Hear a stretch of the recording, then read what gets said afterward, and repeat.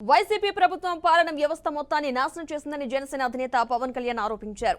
పంచాయతీ నిధులను కూడా దోచేశారని మండిపడ్డారు. కూటమి విపక్ష ఎమ్మెల్యేల భేటీలో పాల్గొన్న పవన్ కళ్యాణ్ పంచాయతీరాజ్ వ్యవస్థను బలోపేతం చేస్తామన్నారు. ముఖ్యమంత్రి చంద్రబాబు సమర్థవంతమైన నేతృత్వంలో రాష్ట్రం అభివృద్ధి చెందుతుందని ధీమా వ్యక్తం చేశారు.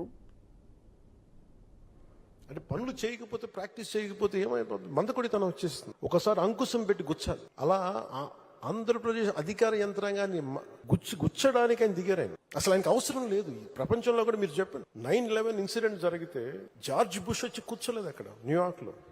రుడి గులియాని ఆయన న్యూయార్క్ సిటీ మేయర్ కూర్చున్నాడు అక్కడ.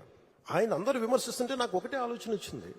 అన్ని స్థానిక సంస్థల్లో వైసీపీ నాయకులే కదా మీరందరూ, మేయర్ కానీ సభ్యులు కానీ అన్ని పాలనా వ్యవస్థలు అన్నింటిలో కూడా it is nothing but YCP. 70% పంచాయతీల్లో వాళ్లే, అన్ని స్థానిక నగర పంచాయతీల్లో, మనకి అన్ని నగర పాలికలు అన్ని సంస్థలు కూడా వాళ్లే.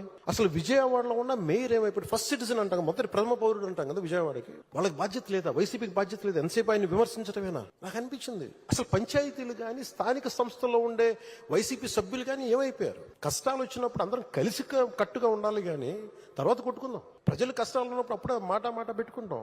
వాళ్ళకి అన్నం పెడతామా, ఆదుకుంటామా, లేదంటే వాళ్ళని కూర్చోబెట్టి తిడతామా పక్కన సహాయపడేవాళ్ళని. బురదలోకి దిగి, నీళ్ళల్లోకి దిగి ఆయన ఒకవైపు నడుస్తూ ఉంటే ఆయన అభినందించాల్సింది పోయి ఆయనకి పక్కన మనం కూర్చోబెట్టి ఒక మాట అనుకుని ఉంటే చాలు చేసే వ్యక్తిని.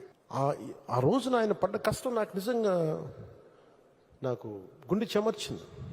మీరు ఆ రోజు ఇచ్చింది, వరదలు ఇచ్చింది, గౌరవ ముఖ్యమంత్రి గారు చెప్తాం, మీరు చాలా వరదలు ఉన్న ప్రజలే కాదు సార్, మీరు ఒక అధినేత ఎలా ఉండాలి, ఒక ప్రభుత్వాన్ని నడిపే అధినేత ఎలా ఉండాలి, మీరు దేశానికి చూపించారు చంద్రబాబు గారు.